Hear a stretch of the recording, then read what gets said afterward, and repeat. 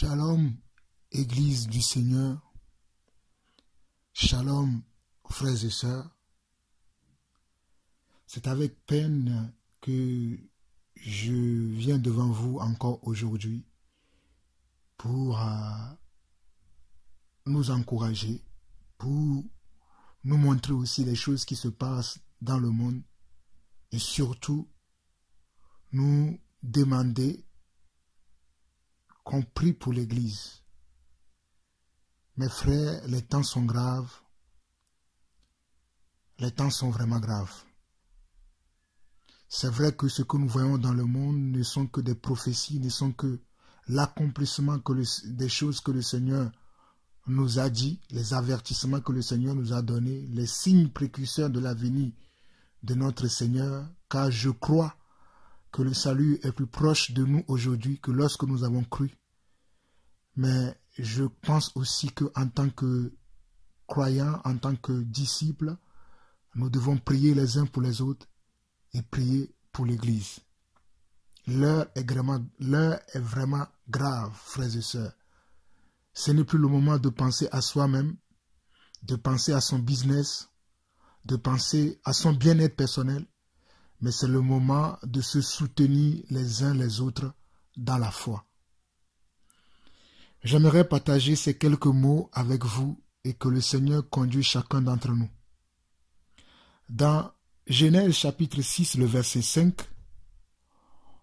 la parole nous déclare que l'Éternel vit que la méchanceté des hommes était grande sur la terre et que toutes les pensées de leur cœur se portaient chaque jour uniquement vers le mal.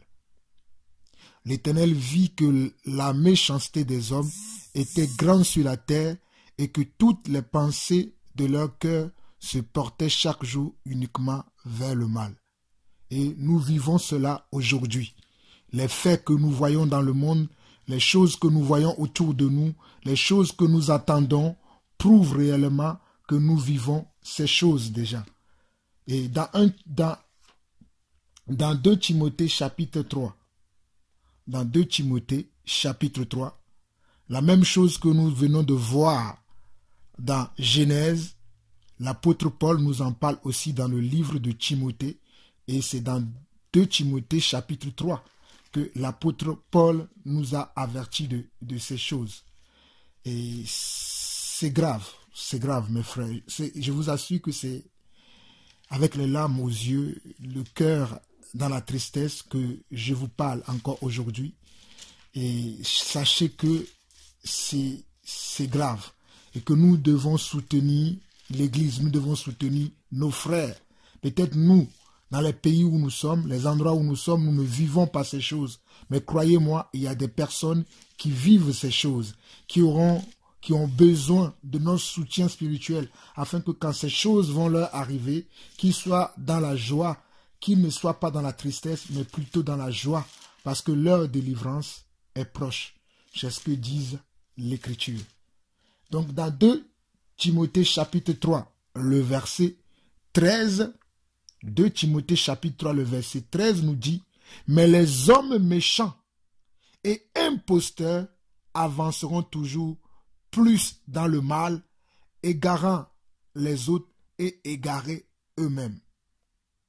Mais les hommes méchants et imposteurs avanceront toujours plus dans le mal, égarant les autres et égarant eux-mêmes. » Mes frères, nous sommes à cette époque aujourd'hui. Nous vivons cette époque aujourd'hui où les hommes sont égarés. Où les hommes sont égarés. Et les hommes sont toujours attirés vers le mal. Et bien avant le verset 13, si vous regardez les premiers versets jusqu'au verset 4, on nous dit que dans les derniers jours, il y aura des temps difficiles.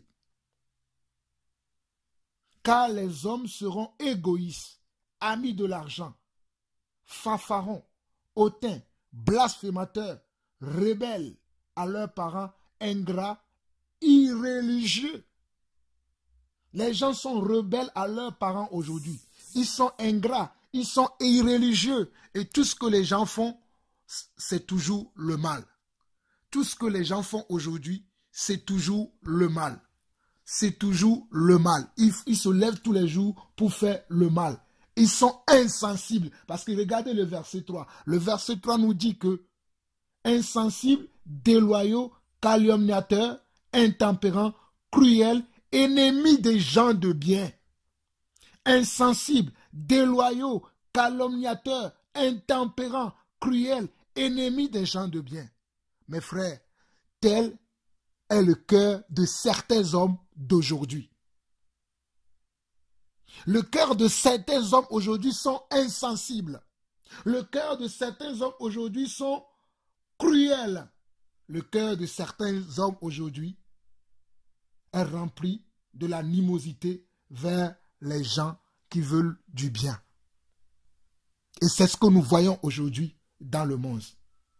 Et si nous voyons encore Jean, le chapitre 16, Jean, le chapitre 16, le verset 1, le verset 2 est plus important. Regardez ce que dit le verset 2. Ils vous excluront des synagogues. Bon, ça concerne les faux pasteurs. Mais le Seigneur nous avertit que, et même l'heure vient où quiconque vous fera mourir croira rendre un culte à Dieu. Et même l'heure vient où quiconque vous fera mourir croira rendre un culte à Dieu. Et l'heure vient où quiconque vous fera mourir croira rendre un culte à Dieu. Mes frères, je ne sais pas ce que je risque à la fin de ce partage.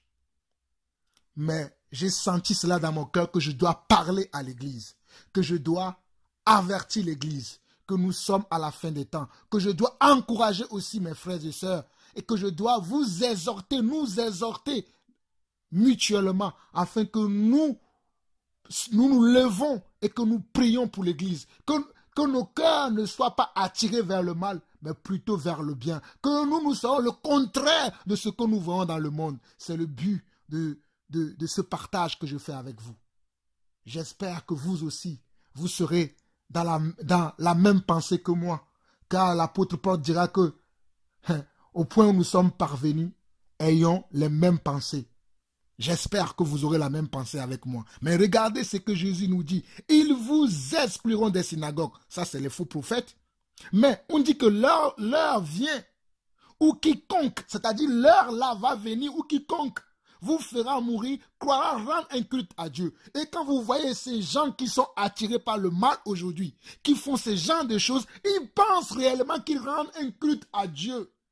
Parce qu'ils sont sous l'emprise de quoi? Des démons. Ils sont sous l'emprise de Satan. Ils sont sous l'emprise comment? Des principautés, des dominations sataniques. C'est pour ça qu'ils font ce genre de choses. Et le Seigneur dit au verset 3, ils agiront ainsi parce qu'ils n'ont pas connu ni le Père, ni moi. Ils agiront ainsi parce qu'ils n'ont pas connu ni le Père, ni moi. Ils agiront ainsi parce qu'ils n'ont pas connu le Père, ni moi.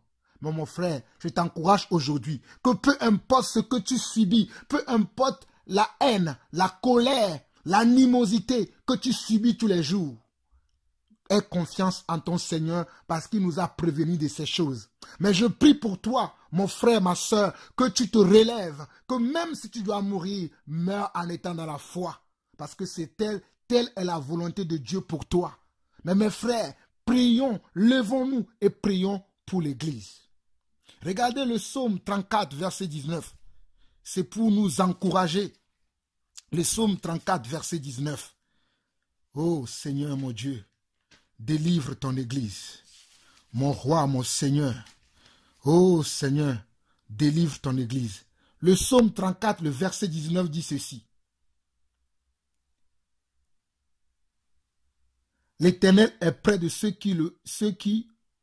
L'Éternel est près de ceux qui ont le cœur brisé.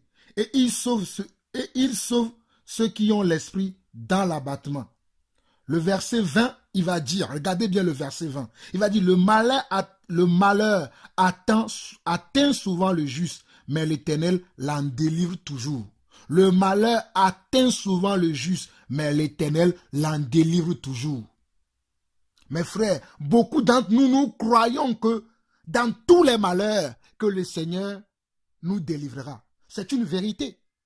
Mais la délivrance auquel tu crois n'est pas la délivrance auquel Dieu croit. J'aimerais que tu saches ça aujourd'hui. La délivrance à laquelle tu crois et que tu espères, ce ne sera pas la même délivrance que Dieu, notre Seigneur, te donnera.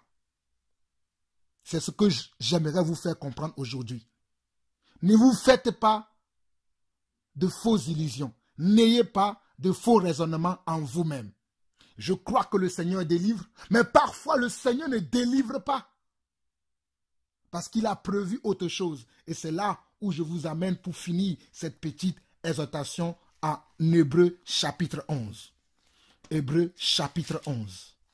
Hébreux chapitre 11. Et je vais finir par là. Que la grâce du Seigneur soit avec chacun d'entre nous. Et continuons à nous exhorter les uns les autres, à prier les uns pour les autres et à prier pour l'Église qui est persécutée. Dans Hébreux chapitre 11, le verset 36 à 40, Hébreux chapitre 11, le verset 36 à 40, on nous dit que d'autres subissent les moqueries et le fouet. D'autres subissent les moqueries et le fouet. N'a-t-il pas des chrétiens aujourd'hui qui subissent des fouets et des moqueries? Les chaînes et la prison, n'y a-t-il pas des chrétiens, des disciples du Christ aujourd'hui qui subissent les chaînes et la prison? Ils furent lapidés, sciés, torturés, ils moururent tués par l'épée. Ils furent lapidés, sciés, torturés, ils moururent tués par l'épée. Ils allaient ça et là, vêtus de peau de brebis et de peau de chèvre, dénudés de tout, persécutés, maltraités. Persécutés, maltraités, eux dont le monde n'était pas digne, errant dans les déserts et les montagnes, dans les cavernes et les antres de la terre.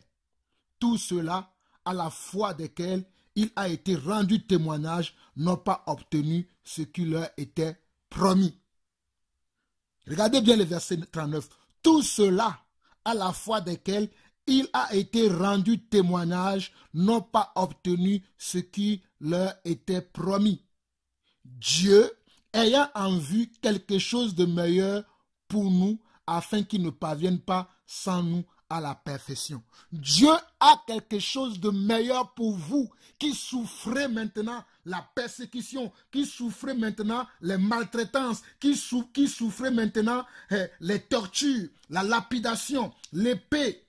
Vous qui allez ça et là, vous qui ne pouvez même pas manifester votre foi comme nous ici en France, nous le faisons. Vous qui ne pouvez pas faire ça, sachez que le Seigneur a préparé un jour pour vous délivrer. Sachez que le Seigneur a choisi un jour où il vous délivrera de tous vos persécuteurs. Sachez que le Seigneur a préparé un jour pour vous. Sachez aujourd'hui que celui qui dort sache aujourd'hui que le Seigneur a préparé un jour pour le délivrer. Que celui qui est sous la puissance, de toutes ces choses-là, des maltraitances, des persécutions, des lapidations, des fouets, de l'épée. Tu es scié par l'épée, tu es torturé, tu subis la moquerie. Sache que le Seigneur a prévu un jour pour te délivrer. Moi, je ne suis que la voix de celui qui crie dans le désert pour vous avertir de ces choses. Mais j'aimerais que nous, maintenant, mes frères, mes sœurs, qui ne vivent pas ces choses, ou même si vous les vivez, lèvons-nous ensemble et prions pour l'Église. Je vous interpelle, lèvons-nous ensemble et prions pour nos frères et sœurs. Lèvons-nous ensemble et prions pour l'Église. Lèvons-nous ensemble et prions pour les uns et pour les autres. Parce que l'Église en a besoin. Ce n'est pas le moment que nous pensions à nous-mêmes. Ce n'est pas le moment où nous pensions à nos comptes en banque. Mais c'est le moment où nous devons nous lever comme un seul corps, une seule âme, une même pensée pour prier pour l'Église. Parce que l'Église en a besoin. Les uns et les autres en ont besoin. Même si ces gens vont mourir, vaut mieux qu'ils meurent dans la foi. Vaut mieux qu'ils meurent en étant dans la foi. Vaut mieux qu'ils meurent en étant dans l'espérance que Christ les ressuscitera un jour. Qu'ils ne perdent pas leur foi. Qu'ils ne perdent pas leur salut. C'est pour cela que je vous interpelle. Mes frères, soyez bénis. Que la grâce du Seigneur, la joie du Saint-Esprit, l'amour du Seigneur et surtout la communion du Saint-Esprit soit avec chacun d'entre nous. Que le Seigneur vous bénisse. Merci. À très très bientôt. Au revoir.